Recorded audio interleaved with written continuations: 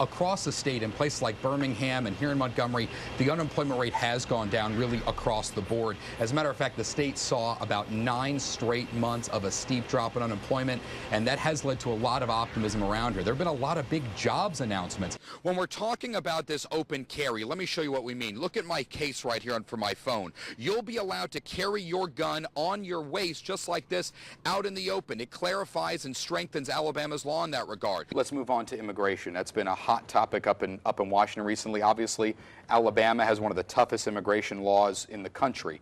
The Gang of Eight's been working. We've heard a lot about a path to citizenship.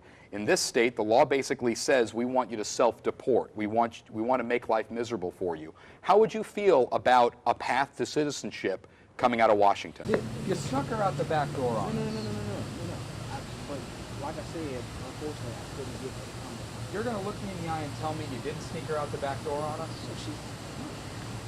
And how didn't you? It's almost difficult to describe really how big this Golden Dragon copper tubing facility really is. It's massive, and when it's completely finished, it's going to be 4 football fields long and 1 football field wide. Alabama State is paying a former federal judge nearly twice what's allowed for legal fees in state government, and the university and former judge refused to answer any questions about it. Many of our viewers know about how Mercedes and Kia and Hyundai, they have suppliers all over the state. It's not clear yet if there's going to be a manufacturing base here because this is going to be an assembly plant. They're going to be taking those parts from those plants in Europe, just like you talked about, and this is going to be where the puzzle gets put together. That they had 2 kinds of Mo on their side, Mobile and Momentum. However, we can say firmly right now that that momentum in this Mobile area may not be there. How much work did you have to do with recruiting Airbus to get here? Obviously, we know you were one of the biggest cheerleaders for the state in Congress and as governor,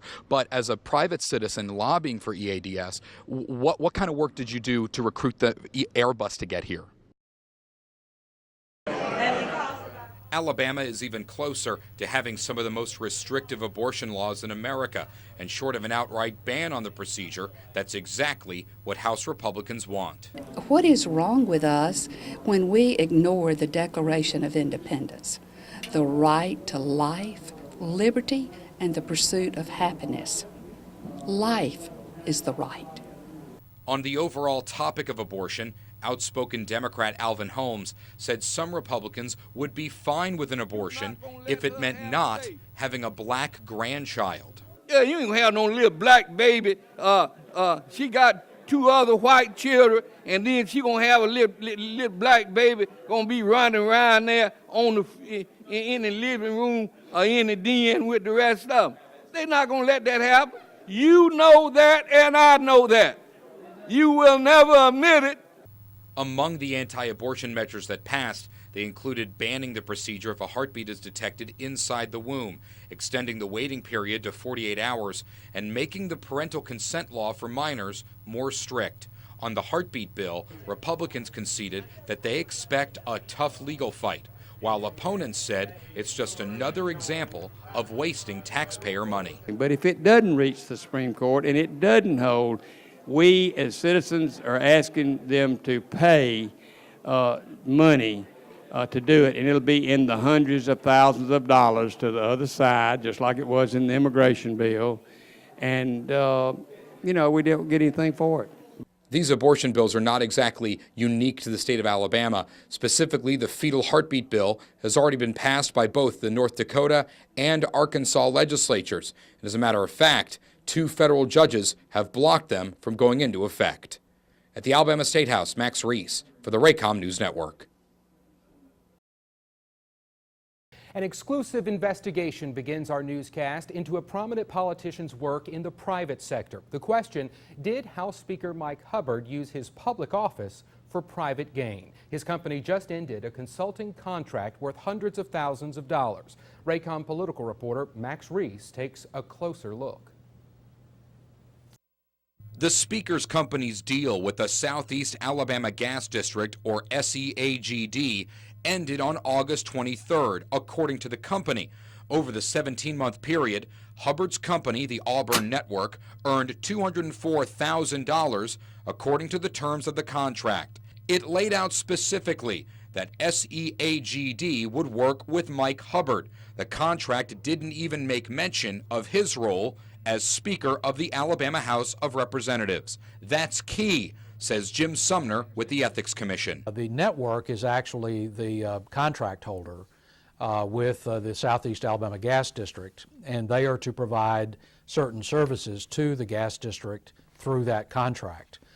In company literature, it refers to the Speaker working on economic development efforts. The company even paid for Hubbard to travel to France for the Paris Air Show to recruit aviation suppliers. He attended events with Alabama Governor Robert Bentley. The state paid for the governor's expenses. According to the Ethics Commission's Jim Sumner, as long as the Speaker never used his office to benefit the company, the agreement is in the clear. As long as the Speaker is not overtly saying to a committee chair, I want you to move this bill, or I want you to amend this bill in a certain way, then you don't have something that will trigger the ethics statute and that will move toward an ultimate prosecution type situation. We reached out to the Speaker of the House for the past month for interviews. We were denied each time, but we did receive this statement regarding his Auburn Networks contract.